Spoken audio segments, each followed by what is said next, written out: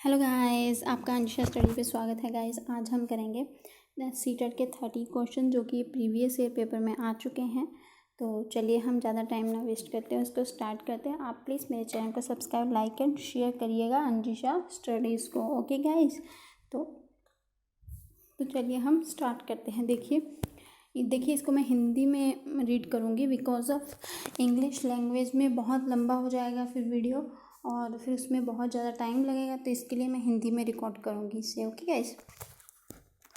एक शिक्षार्थी केंद्रित कक्ष में अध्यापिका क्या करेगी? जब स्कूल में अध्यापिका बच्चों को पढ़ा रही है तो एक लर्नर सेंटर्ड क्लासरूम में टीचर क्या करेगी, ये देखना है हमें इसमें।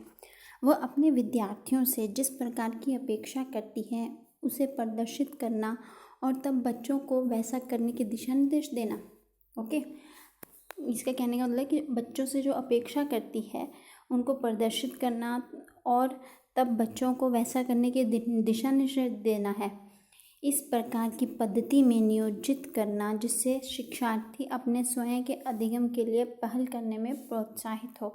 मुख्य तथ्यों की व्याख्या करने के लिए व्याख्यान पद्धति का प्रयोग करना और बाद में शिक्षार्थियों का उनकी सजगता के लिए आकलन करना। अधिगम को सुगम बनाने के लिए बच्चों को एक दूसरे के साथ अंकों के लिए मुकाबला करने हेतु प्रोत्साहन करना। तो गाइस इसमें देखिए क्या करेंगे एक टीचर क्लासरूम में, इसका सेकंड आंसर सही है गाइस। ओके, सेकंड आंसर सही है। अभी देखेंगे हम 2 नंबर क्वेश्चन। किस प्रकार से एक अध्यापिका बच्चों को बेहतर समस्या समाधानकर्ता बनाने में सहायता करती है? बच्चों को पाठ्यपुस्तक में समस्याओं का उत्तर देखने के लिए प्रोत्साहित करेंगी? ऐसा नहीं है। विद्यार्थी के सामने प्रस्तुत सभी समस्याओं के सही समाधान उपलब्ध कराना, ये भी कुछ हद तक नहीं ठीक है। समस्याओं का समाधान कराने के लिए वस्तु रूप में पुरस्कार देना, ये भी आप कितना इसके प्रति कर पाओगे, ये भी नहीं है सही। बच्चों को विविध प्रकार की समस्याओं का सामना करने का मौका देना और उनको हल करते समय उनका सहयोग देना, इसका फोर्थ आंसर सही है गाइस। ओके, यानी कि बच्चों को जो भी उनकी समस्याएं उन्हें खुद हल करने देनी चाहिए बिकॉज ऑफ इससे वो और ज़्यादा एक्टिव होंगे, बच्चे और ज़्यादा सीखेंगे और उनके साथ हमेशा हमें सहायता करनी चाहिए। ओके गाइस, इन कथनों से आप किसमें सहमत हैं? एक बच्चे की असफलता के लिए वंशानुक्रम घटकों को प्रत्यक्ष रूप से जिम्मेदार ठहराया जा सकता है जिसे उसने अपने माता पिता से अर्जित किया है। ऐसा कुछ नहीं है। कईयों के माता पिता पढ़े लिखे नहीं होते लेकिन बच्चे बहुत इंटेलिजेंट होते हैं। ओके, ये मैटर नहीं करता। एक बच्चे की असफलता व्यवस्था तथा बच्चे के प्रति प्रतिक्रिया करने में इसकी असमर्थता का एक प्रतिबिंब है। ओके गाइस, अब नेक्स्ट देखेंगे हम थर्ड।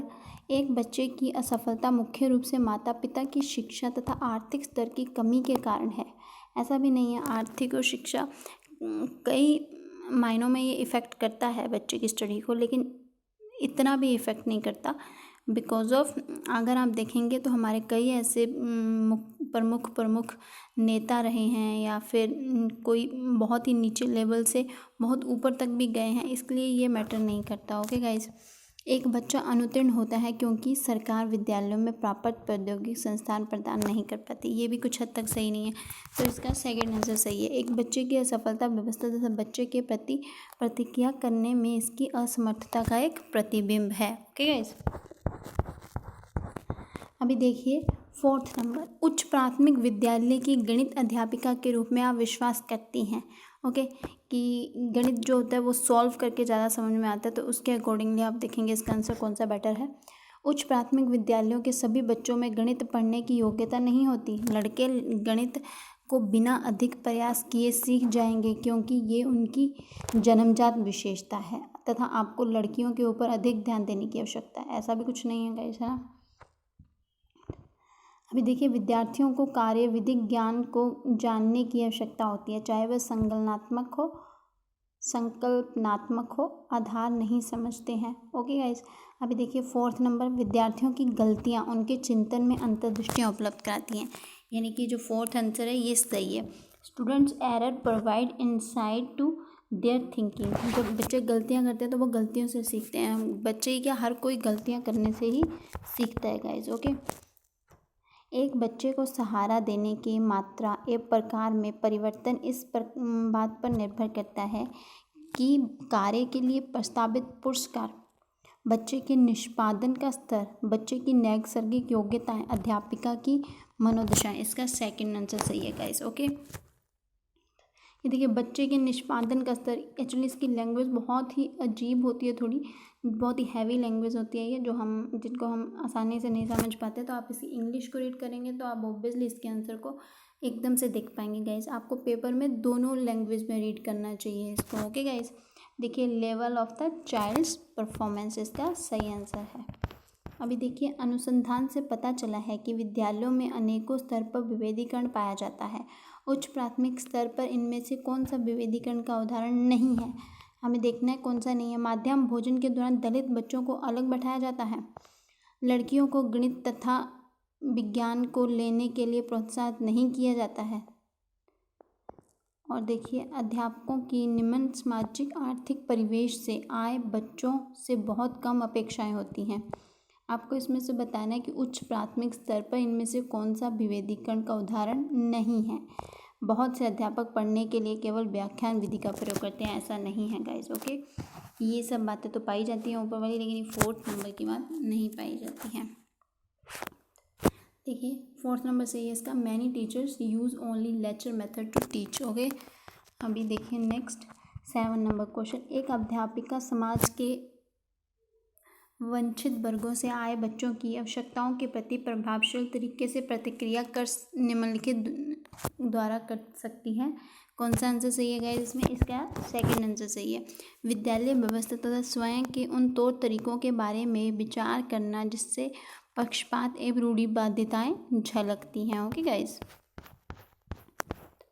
ये देखिए एक बहुसांस्कृतिक कक्षा कक्ष में एक अध्यापिका सुनिश्चित करेगी कि आकलन में निम्नलिखित में से सम्मिलित हो। क्या सम्मिलित हो? अधिगम के न्यूनतम स्तरों के लिए अनुपालन करते हुए विद्यालय प्रशासन की अपेक्षाओं को पूरा करना, आकलन उपकरण के मानकीकरण, अपने विद्यार्थियों की सामाजिक सांस्कृतिक पृष्ठभूमि, अपने आकलन उपकरण की विश्वसनीयता तथा वैधता। इसका थर्ड आंसर सही है। Okay guys, social cultural context of her student. देखो इसकी इंग्लिश आपको बहुत ही इजीली समझ में आ जाएगी, लेकिन जो हिंदी है वो बहुत टफ होती है गाइस। तो प्लीज़ आप इसको दोनों लैंग्वेज में रीड करा करें। ओके गाइस, तो इसका थर्ड आंसर सही है। अभी देखिए निम्नलिखित में से कौन सा तरीका अध्यापिका के द्वारा एक सृजनात्मक बच्चे की पहचान करने के लिए सर्वाधिक उपयुक्त माना जाता है? देखिए मानकीकृत बुद्धि परीक्षणों को देना, वस्तुनिष्ठ प्रकार के प्रश्नों को देना, बच्चे का विस्तृत रूप से अवलोकन करना तथा विशेष रूप से उस समय जब वह समस्याओं को हल करती है यह अवलोकन करना कि बच्चे समूह कार्यों में साथियों के साथ एक किस प्रकार की प्रतिक्रिया करती है। ओके गाइस, तो इसका कौन सा आंसर सही है? थर्ड आंसर सही है। ओके, यानी कि बच्चे का विस्तृत रूप से अवलोकन करना, विशेष रूप से उस समय जब वह समस्याओं को हल करता है। ओके, तो यानी कि बच्चे जब समस्याओं को हल करते हैं तो उनका अवलोकन करना चाहिए, वो किस प्रकार से कर रहे हैं। ओके गाइस, अभी देखिए 10 नंबर क्वेश्चन। समावेशी शिक्षा के पीछे मूलाधार ये है। अब देखना है कि हमें इन 4 में से कौन सा सही है। अभी देखिए हमें विशेष आवश्यकता वाले बच्चों के ऊपर दया करने की आवश्यकता है और सुविधा तक उनकी पहुंच होनी चाहिए। विशेष आवश्यकता वाले बच्चों के लिए अलग विद्यालयों की व्यवस्था करना लागत प्रभावी नहीं है। थर्ड नंबर देखिए प्रत्येक बच्चे के निष्पादन के लिए मानक एक समान तथा मानकीकृत होने चाहिए। समाज में विभिन्नता है और विद्यालयों को इस विभिन्नता के प्रति संवेदनशील होने की समावेशी होने की आवश्यकता है। इसका 4 आंसर सही है गाइस। ओके, तो ये देखिए इसका 11 नंबर क्वेश्चन। एक उच्च प्राथमिक विद्यालय के संरचनात्मक कक्षा कक्ष में अपने स्वयं के आकलन में विद्यार्थियों की भूमिका में निम्नलिखित में से क्या देखा जाता है? विद्यार्थी अपने आकलन के एकमात्र निर्धारक होंगे। विद्यार्थी अध्यापक के साथ आकलन के लिए योजनाएं बनाएंगे। शिक्षण अधिगम में आकलन की भूमिका को नकारना। अभी देखिए 4 नंबर पॉइंट, एक विस्तृत दिशा निर्देश बताना कि किस प्रकार से विद्यार्थियों की उपलब्धियां तथा कक्षा में प्रतिष्ठा को अंकों के साथ सहसंबद्ध किया जाएगा। ओके गाइस, तो इसका सेकंड आंसर सही है। ओके, तो अभी हम देखेंगे 12 नंबर क्वेश्चन। अभी देखिए, प्राकृतिक पालन पोषण वाद विवाद के संदर्भ में निम्नलिखित कथनों में से कौन सा आपको प्रयुक्त प्रतीत होता है। एक बच्चे के व्यवहार का निर्धारण करने में परिवेशीय प्रभावों का बहुत कम महत्व होता है। वह प्राथमिक रूप से आनुवंशिक रूप से निर्धारित होते हैं। वंशानुक्रम तथा परिवेश अभिन्न रूप से एक दूसरे से गुथे हुए हैं और दोनों विकास को प्रभावित करते हैं। बच्चे आनुवंशिक रूप से उस तरह प्रवृत्त होते हैं जिस तरफ होना चाहिए, क्यों इससे कोई फर्क नहीं पड़ता कि वह किस प्रकार के परिवेश में पल बढ़ रहे हैं। ये भी कुछ हद तक सही नहीं है गाइस। एक बच्चा एक खाली स्लेट के समान होता है जिसका चरित्र परिवेश के द्वारा किसी भी आकार में ढाला जा सकता है। इसका ज़्यादा आंसर जो सही है वो है वंशानुक्रम तथा परिवेश अभिन्न रूप से एक दूसरे से गुथे हुए होते हैं और दोनों विकास को प्रभावित करते हैं। ओके गाइस, तो ये देखिए 13 नंबर क्वेश्चन देखेंगे अब हम गाइस। निम्नलिखित कथनों में से आप क्या समझते हैं। अधिगम तब तक घटित नहीं हो सकता जब तक कि इसका अंकों के रूप में बाह्य रूप से आकलन नहीं किया जाता है। अधिगम केवल तभी होता है यदि यह व्यवहार में सुस्पष्ट होता है। अधिगम एक सामाजिक सांस्कृतिक परिवेश में घटित होता है।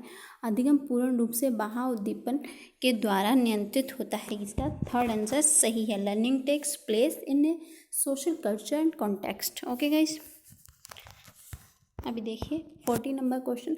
वाइगोत्स्की तथा पियाजे के परिप्रेक्ष्यों में एक प्रमुख विभिन्नता है, कौन सी है गाइस। जो ये बच्चों को एक पालन पोषण का परिवेश उपलब्ध कराने की भूमिका, भाषा एवं चिंतन के बारे में उनके दृष्टिकोण, ज्ञान की सक्रिय निर्माता के रूप में बच्चों की संकल्पना, व्यवहारवादी सिद्धांतों की उनकी आलोचना। तो इसमें से कौन सा आंसर सही है। इसमें से सेकंड आंसर सही है, भाषा एवं चिंतन के बारे में उनके दृष्टिकोण। ओके गाइस, तो इसका 14 का ये आंसर सही है।